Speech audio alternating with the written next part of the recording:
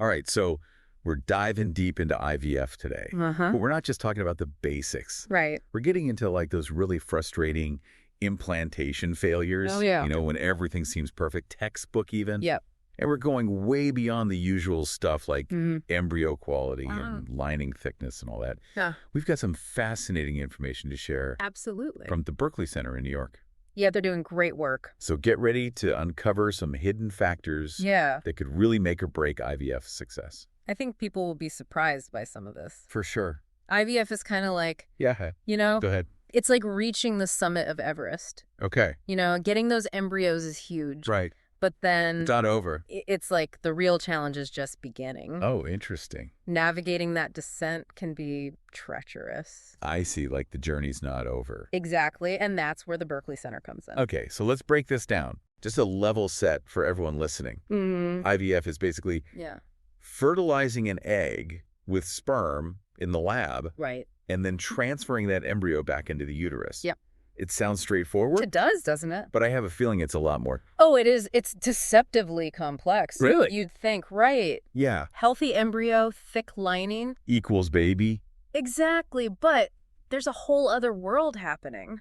Wow. So many intricate biological processes at play. So we're talking about that moment of implantation. Yes, exactly. When that tiny embryo has to attach to the lining.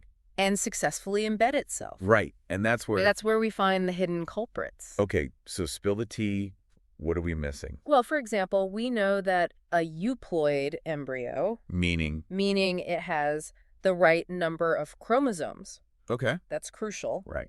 But even euploid embryos can have variations in their quality. Huh. I didn't know that. And that affects their ability to implant. Wow, so it's not as simple as... Not at all. It's like, Yeah.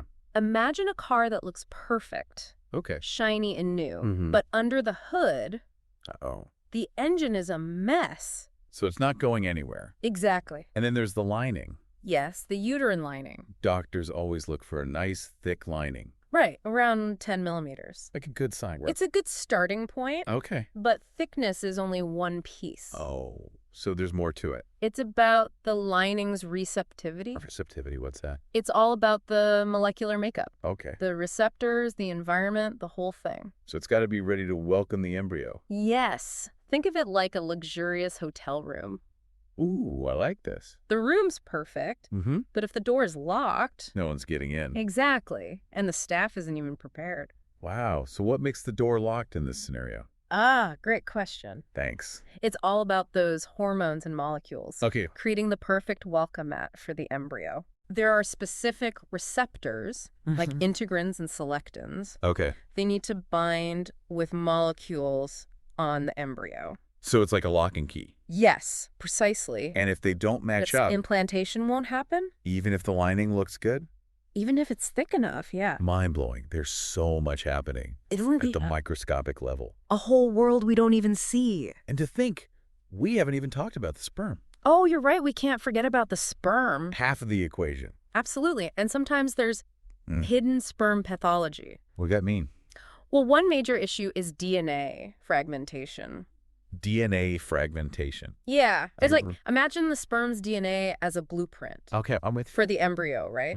But this blueprint, it's got tears, gaps in it. Oh, no. That's DNA fragmentation. So the DNA is broken. Breaks in the strands, yeah. I see. Even if the sperm looks healthy under a microscope, Okay. and it fertilizes the egg, that fragmented DNA can cause problems. For the embryo. For its development, its ability to implant. So even with a perfect embryo Right. and a receptive lining, You can still have issues. if the sperm DNA is damaged, It's like trying to build a house on a shaky foundation. it might look good at first, Yeah, but... but it won't last. Exactly. This is starting to feel like a detective novel. It is, isn't it? We're uncovering all these secret suspects. And traditional IVF evaluations might miss them. That's kind of scary. It can be, but knowledge is power. So what other clues should we be looking for? Well, underlying health conditions can play a role. Like what? For instance, endometriosis. Okay, and for those who don't know, Right. endometriosis is when tissue similar to the uterine lining Grows outside the uterus. Exactly. And that misplaced tissue causes inflammation, I see. leading to higher levels of these inflammatory molecules. Or are called Cytokines. cytokines. And these cytokines can mess with the communication, The embryo and the lining? Oh, so they disrupt the welcome mat. Exactly. It's like trying to have a conversation in a room full of shouting people. You can't hear anything. Right, too much noise. So are there other conditions that can block implantation? Autoimmune conditions can also be a factor. And that's when? The body's immune system attacks itself. Right. And sometimes the embryo gets caught in the crossfire. So the immune system thinks the embryo is a foreign invader. Exactly, and tries to reject it. Wow, that's intense. And then there are thrombophilias. Thrombophilia. They're inherited or acquired conditions Right. that increase the risk of blood clots. I've heard of thrombophilia, but Yeah. not in relation to IVF.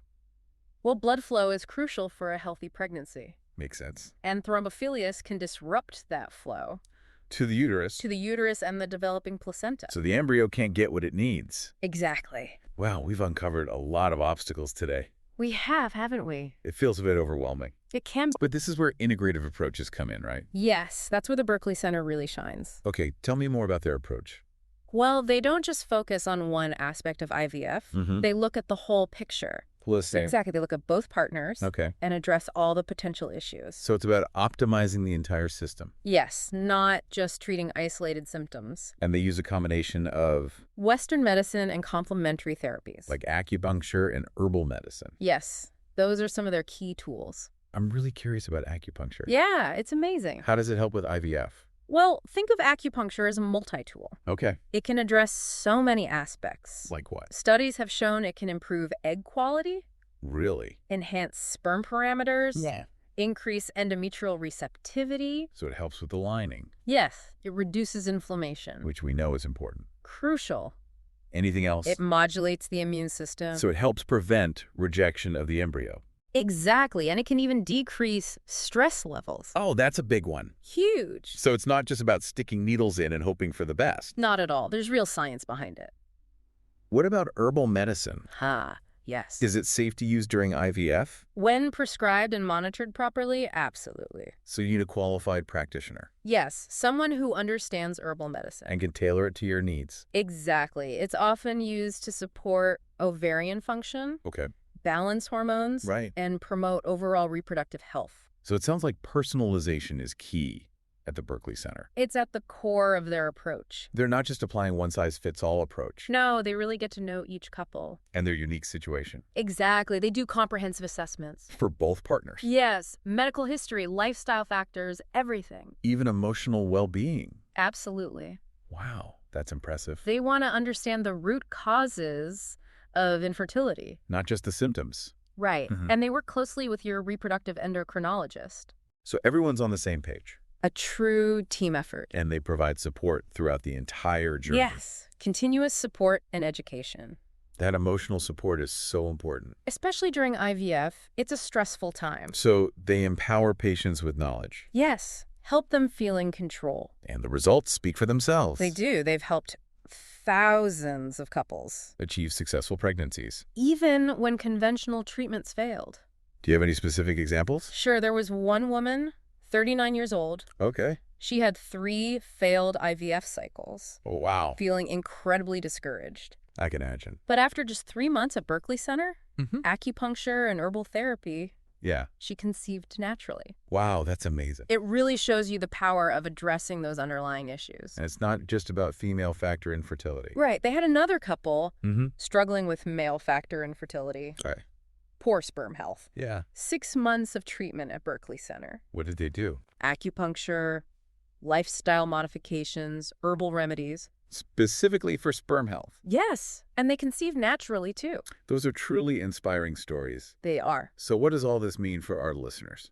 Well, the big takeaway is this. Yeah. IVF success isn't just about the embryo. There's more to it. It's about creating the optimal environment. Within the body. Yes, for implantation and a healthy pregnancy. So we need to look beyond the standard metrics. Think about sperm DNA, underlying conditions. The molecular processes. All of it. And the Brinkley Center shows us there's so much more we can do. To support the body's natural fertility. Exactly. It's about understanding your situation, Asking questions. exploring all your options. They have a great website, right? They do. Tons of information. And they even offer phone consultations. National and international. That's fantastic. So don't be afraid to advocate for yourself. Seek out personalized care care. Consider all the tools available to you. There's so much more to uncover. Than what's typically discussed. And there's always hope. Always. Even when conventional treatments have failed. There might be other pathways to success. Just waiting to be discovered. Exactly.